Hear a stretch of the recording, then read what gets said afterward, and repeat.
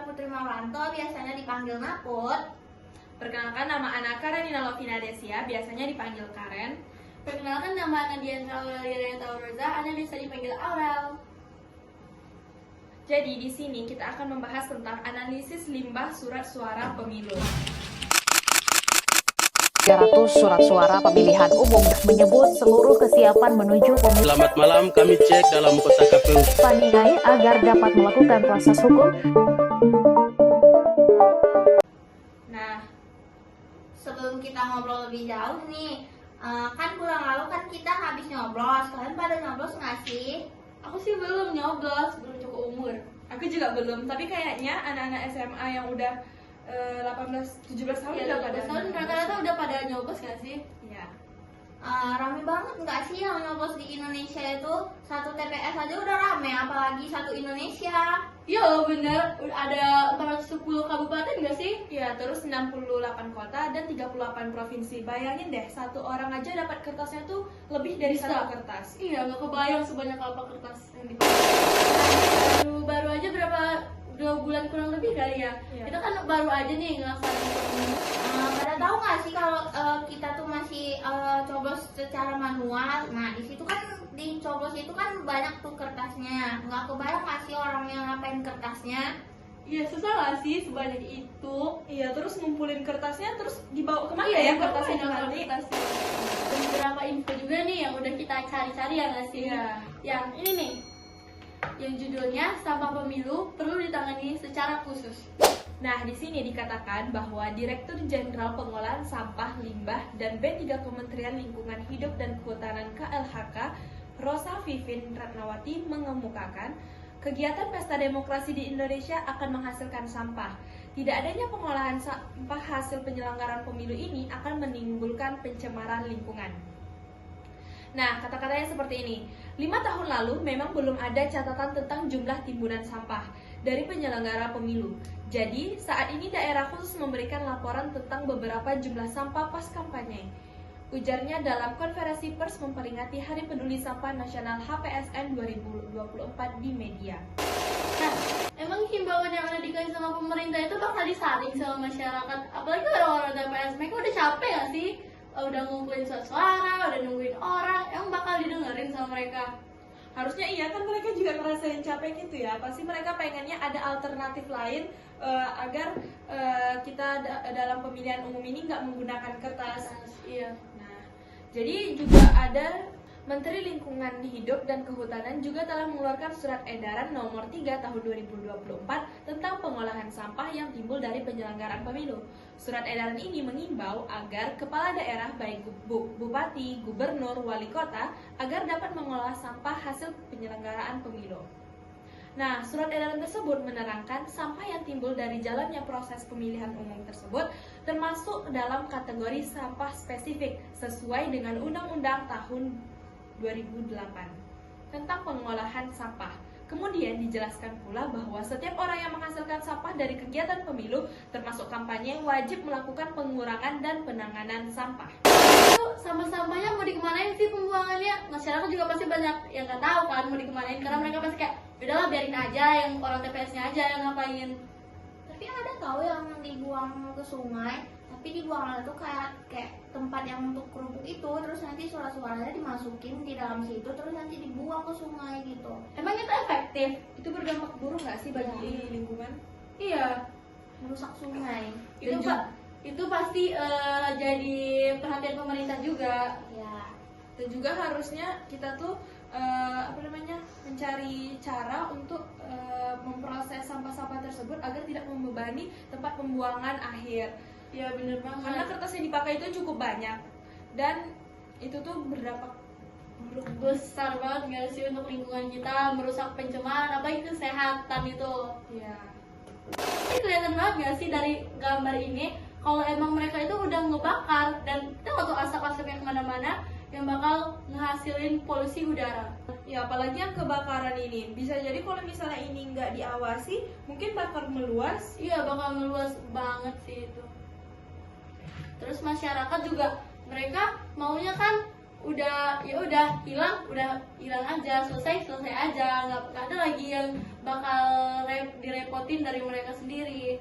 Padahal nanti ujung-ujungnya itu bakal berdampak pada mereka sendiri di tahun-tahun Iya selanjutnya. benar.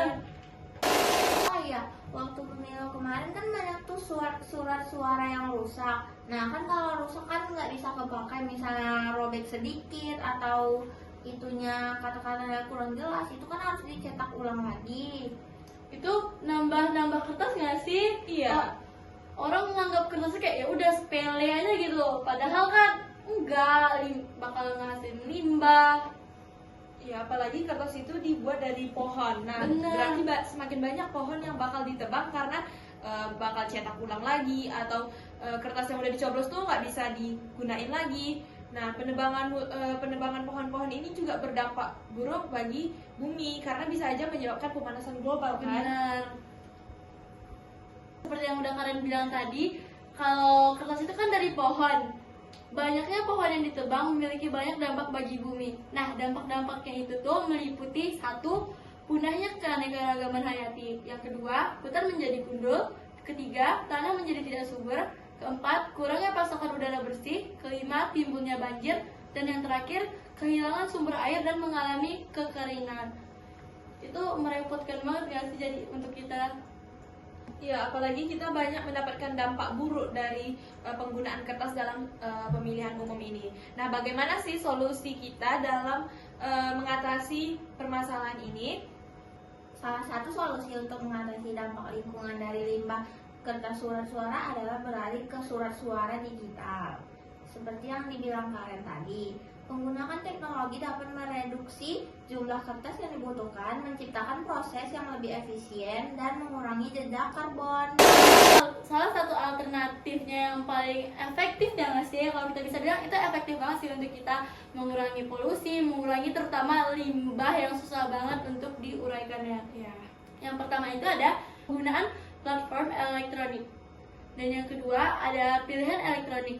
Pilihan elektronik merupakan metode dalam proses pemilihan di mana pemilihan menggunakan perangkat elektronik seperti komputer atau perangkat seluler. Terutama pakai HP itu udah paling cukup nggak sih? Soalnya HP yang paling mudah didapat. Apalagi kalau untuk pendalaman pun mungkin orang-orang dari TPS mereka sendiri bisa meminjam HP dari orang luar, atau mungkin mereka sendiri yang memilikinya untuk mereka pinjamkan di TPS tersebut. Yang ketiga ada teknologi keamanan, karena teknologi keamanan merupakan serangkaian solusi dan mekanisme yang dirancang untuk melindungi sistem data dan informasi dari ancaman dan resiko keamanan. Ya, sesuai dengan asas pemilu yaitu luber judil, jadi harus jujur dan adil. Apalagi pemilu tuh ada banyak banget orang yang mau melakukan Kecurangan. Iya.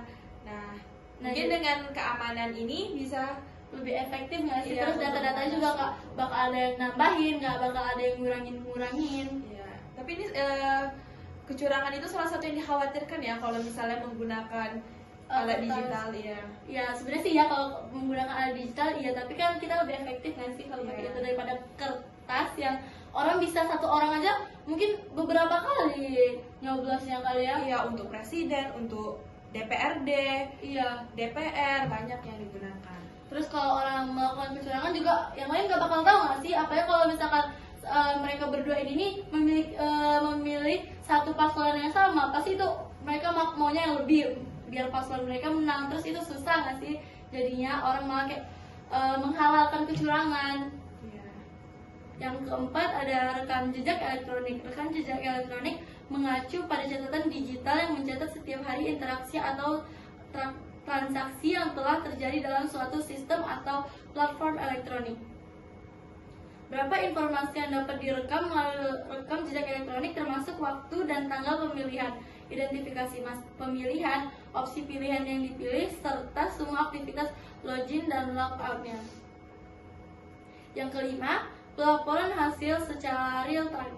Pelaporan hasil secara real time adalah praktik menyajikan dan mengkomunikasikan hasil pemilihan secara langsung dan segera setelah proses pemungutan suara selesai. Iya, kayak kemarin pasti kayak ada kita tunggu real count-nya dulu, terus ke real time itu lama prosesnya, kita nggak langsung tahu nih siapa sih yang bakal jadi calon presiden kita Iya. nanti kayak gitu. Kalau misalnya dari media digital mungkin kita bisa langsung tahu dari data-data yang masuk itu Iya. langsung tahu oh segini nih presentasenya kayak Bener, gitu. langsung masuk dia kan. Kalau Iya. pakai soalnya kan kalau pakai kertas kan kita harus ngitung dulu Iya. lama. Ya, dioper dulu ke daerah pusat. untuk Iya dihitung. benar. Itu butuh waktu yang lama banget nggak sih, apalagi untuk kita yang punya kerjaan lain, kesibukan lain, pasti itu menjadi lama banget. Apalagi kita kayak kan di TPS nggak cuma satu orang tuh, pasti kalau yang satu ada kesibukan, yang satu kan nggak mungkin langsung jalan kan, pasti nunggu dulu yang lainnya. Yang 6, ada pelatih pemilih menyelenggarakan kampanye edukasi untuk memastikan pemilih memahami cara menggunakan surat suara digital dan meyakinkan mereka akan keamanan dan keandalannya. Ya, jadi untuk mungkin orang-orang yang belum biasa menggunakan alat digital mungkin bisa disosialisasikan dulu gimana cara memilihnya kayak gitu, gimana cara penggunaan handphone atau alat digital lainnya tadi gitu. Benar, jadi tujuannya tuh banyak nggak sih? Pasti banyak ya, dari edukasi-edukasi yang pastinya diberikan oleh orang-orang di TPS-nya. Pasti aman banget sih kalau udah pakai digital. Soalnya kan kalau udah pakai digital itu udah pasti keamanannya kan udah terjaga. Nggak, kalau orang-orang pasti banyak yang kayak kok presidennya udah kepilih, pasalnya udah kepilih kok rendah sih Presentasenya ya. Iya, presentasinya pasti kok rendah sih. Terus ada yang kalau tinggi pasti happy lah ya. Tapi yang rendah ini sih yang pasti jadi permasalahan, entah karena ada beberapa kecurangan atau enggak. Jadi kalau udah pakai digital itu tuh pasti udah aman.